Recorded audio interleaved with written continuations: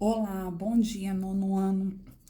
Hoje retornamos, com a aula de física após o nosso recesso. Espero que todos estejam bem. E iremos abordar o capítulo 10, lançamento horizontal. Então eu peço que todos abram o livro na página 74. E esse capítulo, ele é bem similar com aquele capítulo 9 que falava sobre movimento vertical no vácuo. Vamos estar explorando aqui a gravidade, vamos estar abordando muitas das fórmulas trabalhadas no capítulo 9.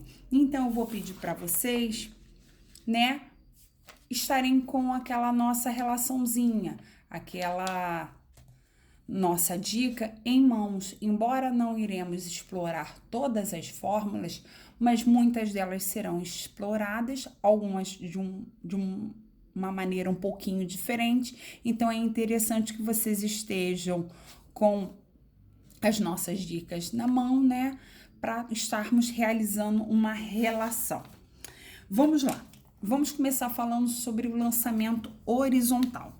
Aqui mesmo no livro ele apresenta uma mesa, E no caso ele começa a abordagem, Observe na figura anterior uma situação em que alguém lança sobre a superfície horizontal de uma mesa uma bola que parte com certa velocidade horizontal ao final do tampo da mesa.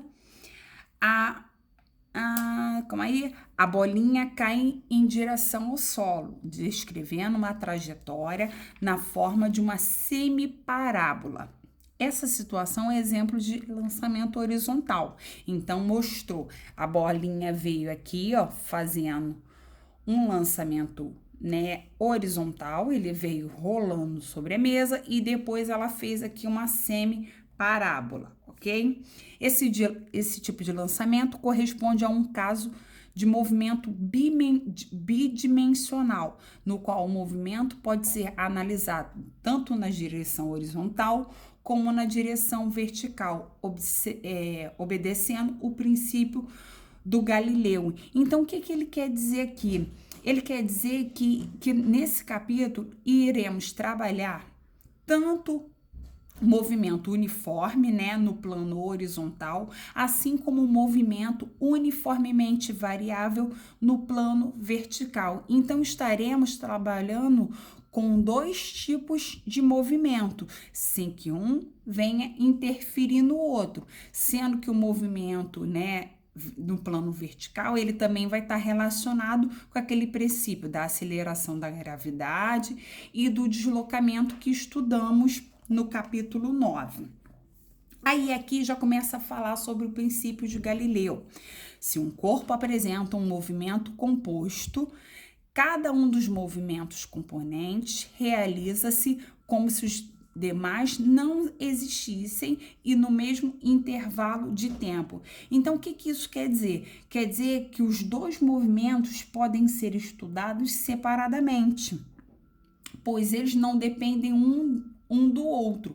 Eles apresentam a mesma duração, então quer dizer, o ΔT é igual, porém não depende um do outro, tá bom? Então é esse princípio aí do Galileu que vai estar sendo abordado e vamos estar continuando falando sobre ele. Aqui na página 75, tá falando aqui sobre o lançamento horizontal. Então tá assim, o lançamento horizontal é um movimento que, ao ser realizado próximo à superfície da Terra e desprezando a resistência do ar, está de acordo com o princípio de Galileu, viu? Mesma coisa que lemos na página anterior. Tem-se que a composição de dois movimentos simultâneos e independentes entre si, um na vertical, que é a queda livre sobre a ação de um campo gravitacional constante e diferente de zero, e outro na horizontal, que é um movimento uniforme. Como resultado, o corpo em deslocamento descreve uma trajetória na forma de uma semiparábola. Gente, olha só, vamos analisar aqui a nossa imagem. tem um avião onde que jogou uma caixa, né? Tem uma caixa caindo desse avião. E observe que tem uma ilhazinha aqui, tem uma pessoa nessa ilha. Então, o que ele está mostrando aqui? Ele está mostrando que a pessoa que está, de repente, dentro do avião, quando jogar a caixa, a pessoa vai estar observando essa caixa vai estar caindo, né? De uma forma vertical, vai estar realizando um movimento vertical. Agora, já a pessoa que está lá na ilha observando, ela vai ter uma sensação que essa caixa, ela vai estar fazendo uma semiparábola, né?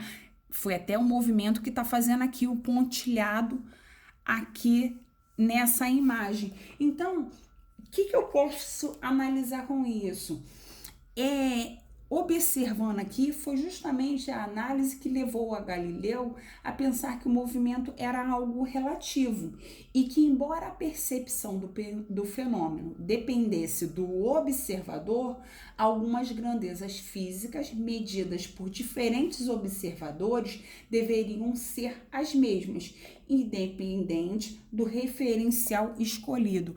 Então, aqui tudo é relativo de acordo com onde que está o observador, ok? Aí, se vocês observarem aqui na fórmula, tem aqui, ó, né, uma setinha que mostra o movimento uniforme e tem aqui a parte que diz sobre a queda livre, que fala sobre o movimento uniformemente variado, que foi o que estudamos, né, no capítulo 9. Então, primeiro aqui, ó, análise do movimento horizontal. Esse movimento horizontal, ele vai estar explorando, né, a função horária do espaço do movimento uniforme. Foi a fórmula que nós estudamos lá na página 26, por isso que eu anotei aqui, ó, função horária do espaço do movimento uniforme. Então, o que acontece? A fórmula ela vai estar se repetindo, sendo que, né, tá aqui, ó, S igual a S0 mais VT, sendo que quando estivermos, né, abordando, explorando esse tipo de movimento, o movimento inicial sempre será igual a zero.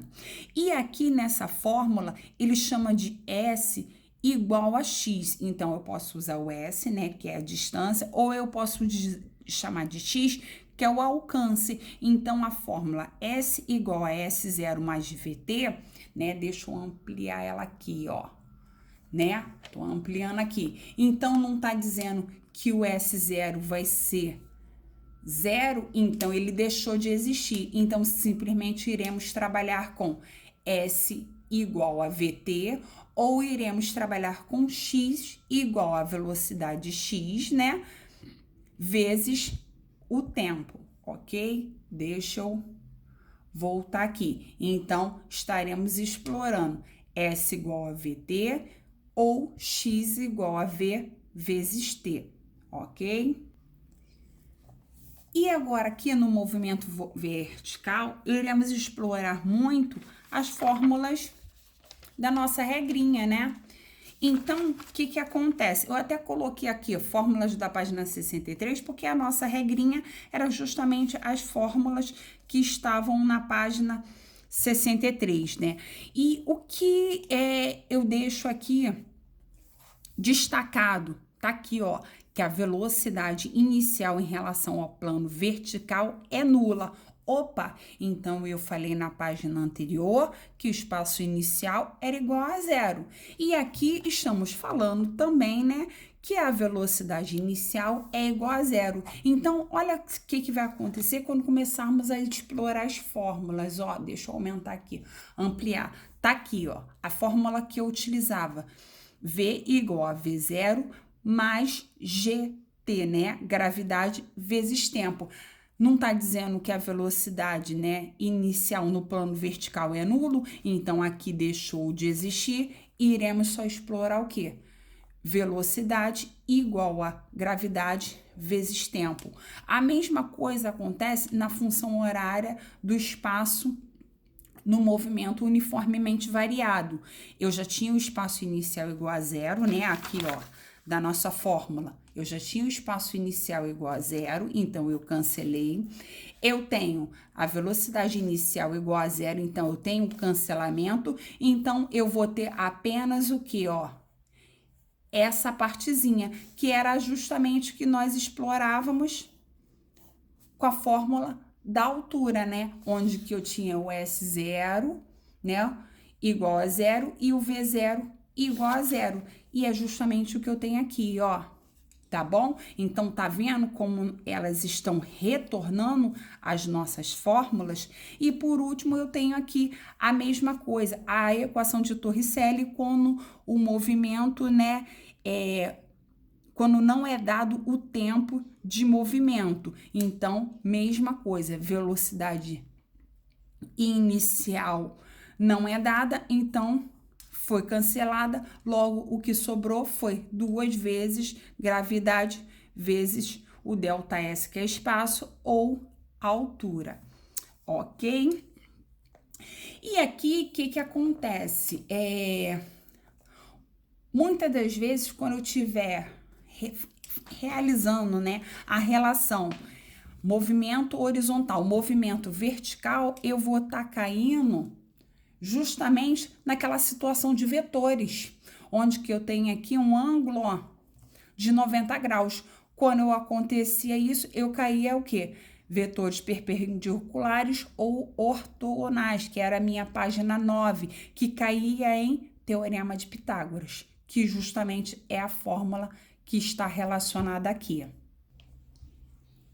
Aí, aqui na página 77, ele tentou fazer um resumo de tudo o que esmiuçamos anteriormente. E agora iremos começar a realizar alguns exercícios de forma explicativa.